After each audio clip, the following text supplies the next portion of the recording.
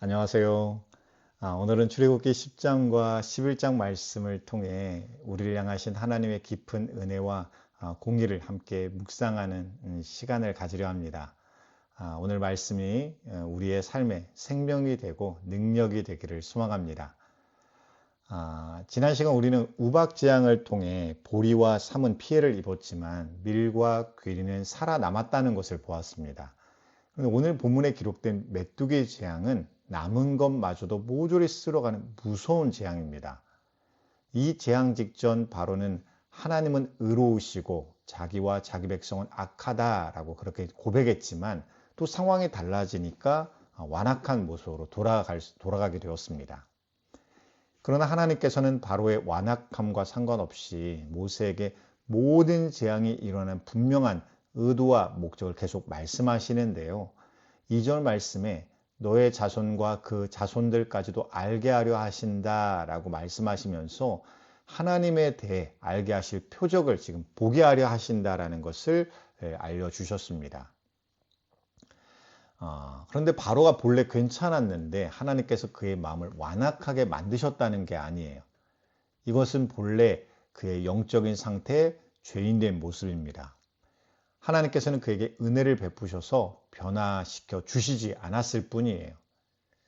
우리의 구원이 절대적으로 하나님의 은혜로 말미암은 타력 구원임을 보여주는 말씀입니다. 우리는 스스로 거룩한 사람으로 바뀔 수 있는 능력도 자격도 없습니다. 하나님께서는 우리의 구원을 위한 모든 것을 이루어 주셨고 우리가 그 구원에 들어가기만 하면 온전히 하나님의 자녀가 되게 해주셨습니다. 바로에게 일어난 정말 두려운 일은 하나님께서 그를 내버려 두셨다는 거예요. 상식적으로 이 정도의 일을 겪었다면 하나님을 참된 신으로 인정하고 믿을 법도 하잖아요. 근데 바로는 결코 그렇게 하지를 못합니다. 이게 참 두려운 일이에요.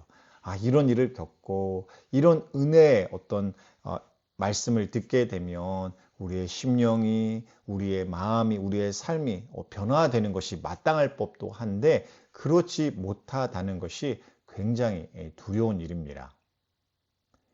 이때 바로의 신하들이 말해요. 언제까지 우리가 이 일을 겪어야 됩니까?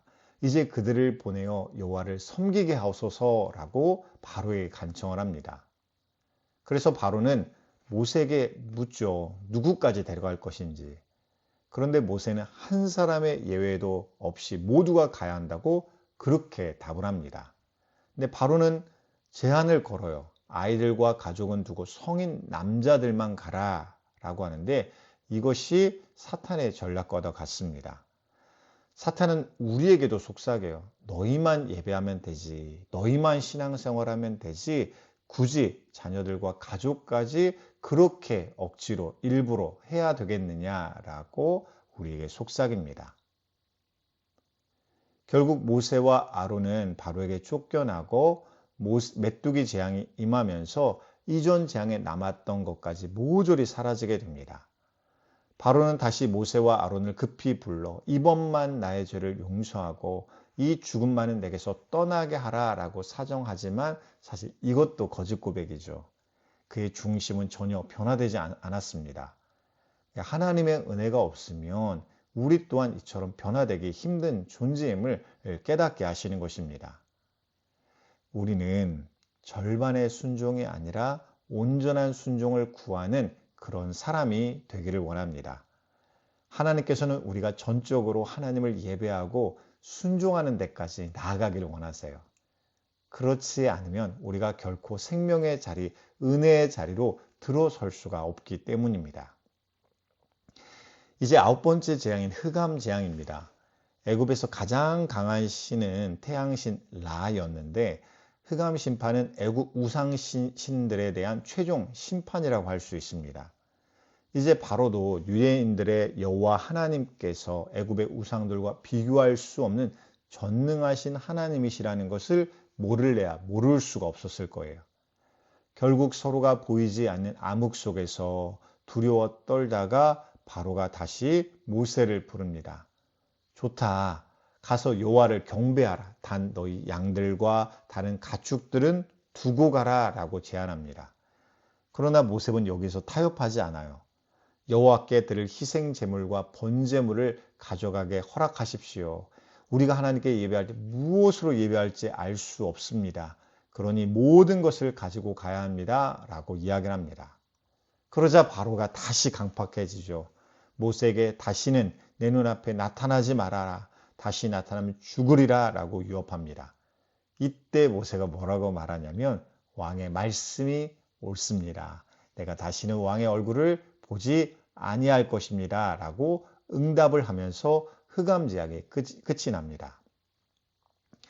바로가 하나님을 멸시하고 거부하는 불순종의 모습이 계속되었고 그것이 쌓여서 결국 흑암의 상태에 도달하게 된 것입니다.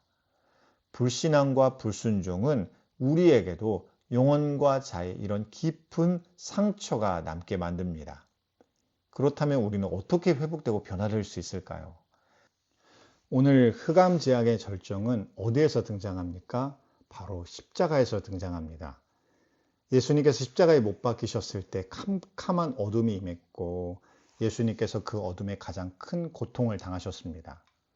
즉 어둠의 가장 큰 고통과 고난은 결국 하나님과의 관계가 깨어지는 것입니다. 우리가 죄의 자리를 떠나지 않고 죄 가운데 붙들려 살아갈 때 이 일이 우리에게도 동일하게 일어나게 되는 것입니다. 사랑하는 여러분, 우리 가운데 있는 영적 어둠을 몰아내신 빛 대신 예수 그리스도께 나아가는 우리 모두가 되기를 원합니다. 이제 마지막 재앙이에요. 그런데 방식이 이전과는 다르게 진행됩니다. 이번에는 하나님께서 모세에게 이스라엘 백성들에게 전한 말씀을 가르치시는데요. 2절 말씀에 백성에게 말하여 남녀로 각기 이웃들에게 은, 금, 배물을 구하게 하라 라고 기록되어 있습니다. 애굽 사람들이 지금까지 이스라엘 백성들을 착취했잖아요. 그런데 하나님께서는 지금까지 일어났던 많은 손해와 억울함을 애굽을 떠나기 전에 이렇게 해소할 수 있게 하시겠다라고 말씀하시는 것입니다. 이스라엘은 빈손으로 애굽을 떠나지 않을 거예요. 우리가 계속해서 재앙들을 보면서 깨달은 근본적인 목적은 하나님의 백성들이 하나님에 대해서 알게 하시는 것입니다. 400년이라는 긴 시간 동안 이스라엘 백성들은 하나님보다 애굽이 더 익숙한 존재가 되었을 것입니다. 그래서 하나님께서는 이스라엘에게 하나님이 누구신지를 알 수 있도록 반복하여 보여주고 계시는 거예요. 오늘 본문에서는 특히 공의 하나님, 갚아주시는 하나님에 대해 알게 하시는데 우리는 세상의 불공평하고 부정한 모습 때문에 하나님의 공의를 믿지 못할 때가 있습니다. 그런데 하나님의 공의는 반드시 이루어지게 된다는 것입니다. 얼마나 하나님께서 공의를 이루시는 하나님이신지 어떻게 보여주세요? 예수 그리스도를 통해서 보여주십니다. 죄를 그냥 용서하지 못하시고 자기 아들 독생자 예수 그리스도를 죽기까지 죄의 대가와 결과를 대신 치르게 하신 다음에서야 우리를 죄 없다 하실 수 있을 만큼 공의에서 벗어날 수 없는 하나님이시기 때문입니다. 사랑하는 여러분, 우리에게도 바로와 같은 그런 완악한 모습들이 있습니다. 그런 연약함들이 있어요. 하나님이 아니면 우리도 변화될 수 없는 존재라는 것을 다시 깨닫게 됩니다. 흑암 재앙과 같은 죄의 깊은 그림자가 우리를 엄습할 때 하나님과의 관계가 단절될 수 있음을 기억하시기 바랍니다. 오직 십자가의 은혜로 빛 대신 하나님께로 나아가시기 바랍니다. 오늘 말씀을 붙들 때 하나님의 거룩한 성품을 생각하며 기도하시길 바랍니다. 우리의 억울함도 우리의 손해도 결국은 하나님께서 모든 것을 갚아주시리라 라는 믿음을 가지고 오늘도 기도하시기 바랍니다. 주님 안에서 모든 것이 복이 되고 만족이 되는 그런 은혜가 여러분의 삶에 오늘도 가득 부어지게 되기를 주님의 이름으로 간절히 축원드립니다. 감사합니다.